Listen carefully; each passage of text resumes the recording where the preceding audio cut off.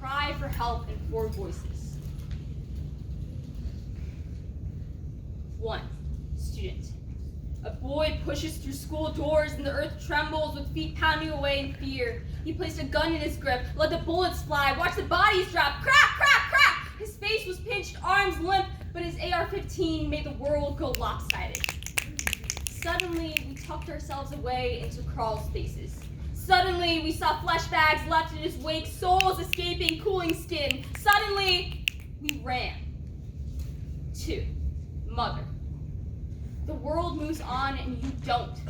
That's the fate of all of us who lived, loved alongside the deceased. We held their ragdoll hands when they were still taut with tension, and we remembered things.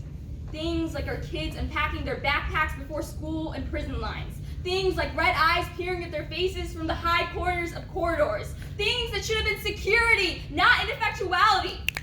What infuriates me is that my little girl woke up every morning to pledge, I pledge allegiance to the flag, and she was paid back in bullets, not protection. Red, white, and blue hovering in the backdrop, useless. My daughter left unprotected, affected, and dead. 3. Mother. My boy liked gum pops and marshmallows. He'd play baseball on the diamond and win all the science fairs. Things started turning though. He was picked on for being small and became so frustrated. And boys will be boys, you know. He didn't say anything really, and I thought he'd grow out of it. But then he got older. Headphones perpetually attached to his ears, and I guess we couldn't hear each other. And I know he chose. Released a trigger full of poison and chopped lifelines, but before he twisted himself into a monster, he was my boy. 4. Student. 3 years ago, we'd snicker to the soundtrack of silence, playing telephone and would you rather under desk as our teacher shushes us, it's a lockdown, quiet. 2 years ago, we're shouting on the curb, kill the NRA, shoot it dead before it shoots us, but our words are unloaded and our voices suffocated. 1 year ago, I dream of a murder. A swarm of crows descending as a rain of bullets above my head, ready to bite at the hollow of my neck. Now, the fight's got me on my knees. I'm taught to throw water bottles as grenades and scissors as fireballs. Don't freeze. I'm yanking tight the noose of power cords around every door handle because I don't want to be remembered in candles. 1 year tomorrow, I want my parents to see me off with my diploma, not in a casket. I want to smile with the bang of firecrackers. And I want to live as I was born, free.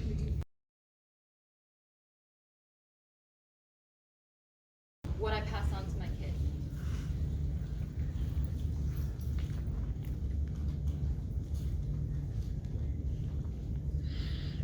You might have my eyes, my sense of humor, my audibility to open sealed jars, my tiny hands, my love of everything soft. You will not be as soft as I imagined. You will have my hard edges, my inability to stop biting at the side of my mouth, the way I grind my teeth when I sleep, my affinity for picking at loose threads till the fabric tightens or they break free. You might have my hollowness, the way I forget how it feels to walk after days in my bed, my depression. When I was born, my mother checked if everything was all there. 10 fingers, 10 toes, feet that kick, mouth that could screech for life because of life. Told me the rest comes later. When you are born, I will check if everything is all there. Sometimes I worry, if I am like my mother who was like her mother who was like her mother, then what does that make you? Another body, formless and limp like spilled milk? All of us meet in some places, overlap and bleed over each other's lines. Sometimes I cannot tell where my mother's depression ends and where mine begins. Is it the way I was born or the way I was raised? Will it be the way you were born or the way I raise you? After all, it is my milk. You see, no one loves like depressed mothers. My mother occasionally likes to tell me depression is overblown. Depression is something you punch in the face, something you have to rip from yourself. Like if your body is paper thin, then the only way to be happy again is to tear, to leave shreds behind. To her, depression has never been an option. Her mother liked bent heads and bruises, and you can fill in the rest of the blanks. My mother was a mother before she had me. She already knew how to rip half of herself away because she says that's what you do. When you love someone, you lose half of yourself. Just know that I am passing on to you a history beyond my own family. Sylvia Plath, before even turning on the oven, sealed the doors to her sleeping children with tape towels and cloth. The gas never reached them. No one loves like depressed mothers. When you are born, I will open the doors between us. I will go hungry for you. I will lay your head on my stomach so you can relive a million moments. Listen to the echo of this morning's bread passing slowly through me, fizzling, gulping along as you once did. I will take my hunger and turn it into your body sprawling across the page, your fingers reaching beyond you, beyond me. I will have none of your shrinking yourself into digestible portions, no feeling tiny or unwanted. I will take the ripples in my throat and weave them into rivers, words that wash over you. I will take everything that needs to be told to me and tell it to you. You can take all of me, and I will give you more.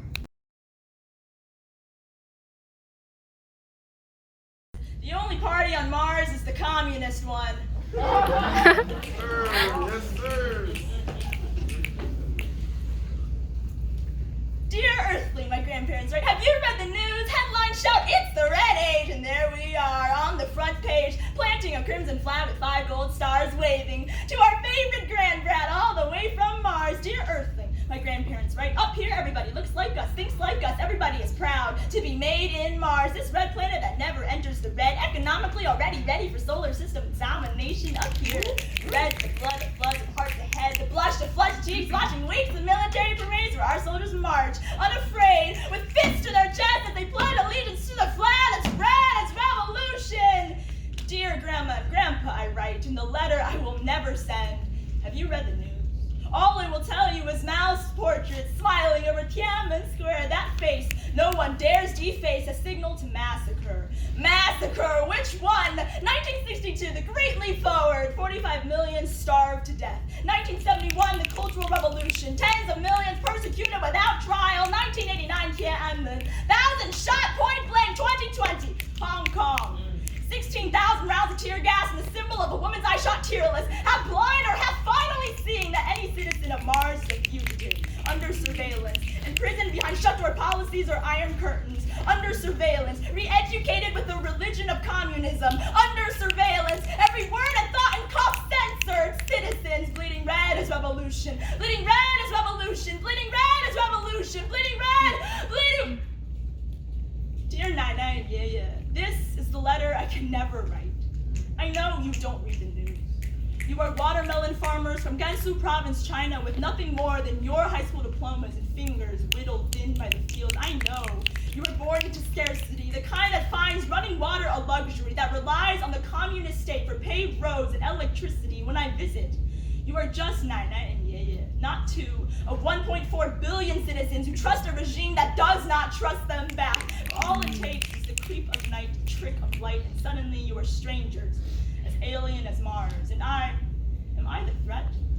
Am I granddaughter or ticking time bomb of democracy? In school I learned popular sovereignty and we the people, while my cousins learn to aigua, love your country. Dear Nana, dear Yaya, can we be more than the times we are born in? Or are we human products of the politics, our bodies manufactured for the body politic? Dear Sunni, my grandparents write, we miss you.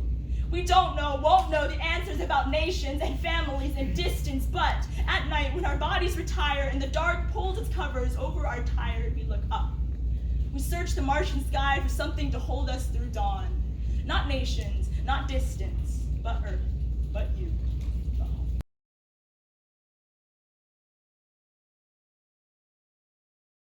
American Ego.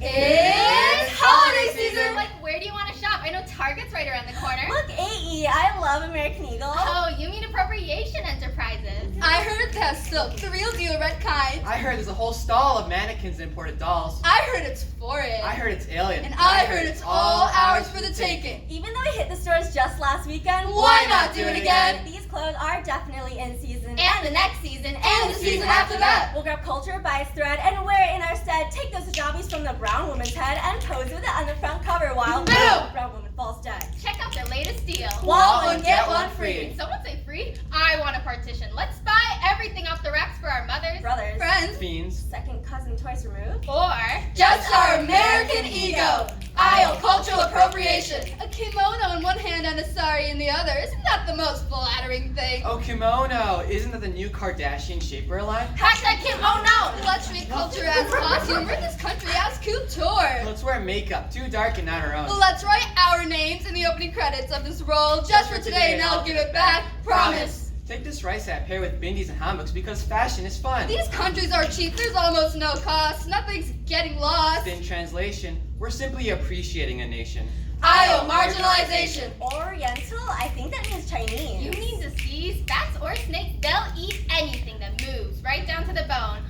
I heard it's a virus that goes by corona. Yellow fever. It's a pandemic of porcelain dolls. How about this one here? Creamy skin with cat's eyes and jet black hair. So exotic. Isn't that like a little racist? If I enjoy their race, how can that be racist? Aisle, rationalization. Or You need to calm down. You, watch out. There's something broken on the floor. Call them quick. I can't stand a messy store. Clean up an aisle rationalization. Messes are so inconvenient. We don't need to remember the Japanese internment camps, but it's easy to let it slide. It's fine. They can forsake a little pride. It doesn't matter. Thousands died nationwide. They have it so good, yet they're still complaining. it wasn't us. It was our fathers, our grandfathers, their fathers. We're here to appreciate it. They should be grateful.